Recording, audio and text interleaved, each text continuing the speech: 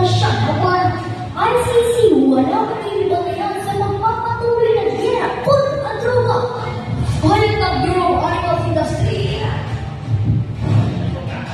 Tigilit ng PNPI.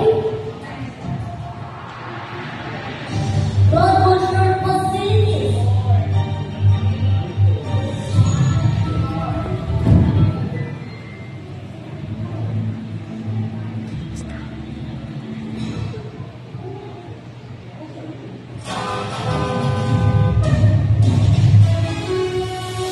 Mula sa ilang hilig sa kasaysayan, ako si Ray Diaz. Radyo maaasahan sa Maynara. Ako naman po ang inyong kaagaapan, Lexi Bona. Pakinabang Pilipinas, samahan na mabilis sa litang minutong balitaan. Mainit na balita, sabay-sabay ating tutukan. Basta radyo, Tiligas, PCR.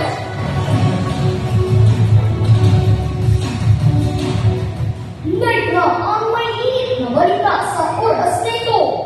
O partner, eto para sa ating mga balita. Pork at manok tumaas ng 30%, 8% dahil sa pag-ungat ng meat import sa loob ng siyang na buwan. Eto man partner, ICC, walang panghihibangayan sa magpapatuloy ng gera kontra droga. Presyo ng mga pangunahing bilihin, hindi na itataas ayon sa PANPI. CBBM lang ako na magkukulong ang pagdawin sa korupsyon sa Pilipinas. Sinabi ng pinakamababang gobyerno na umakyat na ng 13.8% ang inaangat na karne ng bansa na umabot sa mahigit 1.1 billion metric tons o MMT hanggang September. Naitanong anong update sa balikan? Bayad ng Bureau of Animal Industry o PAI na umabot na sa 1.8 MMT ang kabuuang naipasok na karne sa bansa mula Enero hanggang September na mas mataas sa 1.4 MMT noong 2024. Dagdag pa ni MIPI President Emeritus Mrs. Chang na mas ginagamit ng mga processors ang kainan at dahil karaniwang mamimili ang imported na karne dahil mas abot kaya ang presyo nito. Sa kasalukuyan, wala pa binanadisyon ang meat importers kung maaari pang tumaas ang karne sa loob ng bansa. Nita na nasalan, basta na TSPC. Iniinit ng kaabogado ni Pangulong Rodrigo Duterte, patay daw sa ng statue ang bansa ay maaaring balik sa ICC. Ngunit may mga bagay na tinututukan ang Korte sa ICC para maaaring pag-ipagpatuloy. Dagdag pa ng mga abogado ni Pangulong Rodrigo Duterte, nagkamali daw ang pumong sa pag-aakala na ang kaso ay sinasaalan-alan na ng ICC bago pa umalis sa bansa noong 2019. Sa kasalukuyan, wala pang pinag-update ng ICC. At para sa iyong ang balikat impormasyon, ito ang Radyo PSPC 8.8 kHz, magbabalik sa pinakalastas.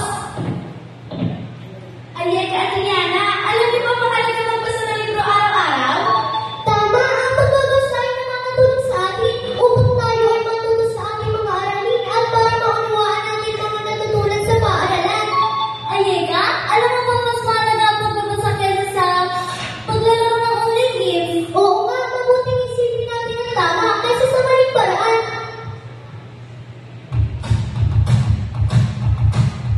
Paalala, mahalaga magbasa ng libro kaysa sa paglalaro ng online games dahil ang magbabasa ng libro ay nakakatulong sa atin na matuto at makaunawa basta Radyo PSPC. Balik sa balita. Tinitiyak ng Philippine Association of Meat Processors Incorporated o PANPI na hindi na itataas ang mga presyo ng bilihin hanggang sa pagtatapos ng taon bilang tugon sa panawagan ng mga pamahalaan sa presyong SPs at prime commodities of PNPC. Third World Open, pasok! Ipilit ng PANPI na buong puso nilang susundin ang panawagan ng gobyerno bilang tulong sa mga pamilyang Pilipino na patuloy na apektuhan ng inflasyon sa kabila ng patuloy na pagmahal ng raw materials, packaging at production. Radyo Diaz Pizi. Inumpilma ni Pangulong Marcos na ang taong may kinalaman sa anomalyang korupsyon ay posibleng santapahan ng kaso, lalo na sa flood control facilities na pumalpak noong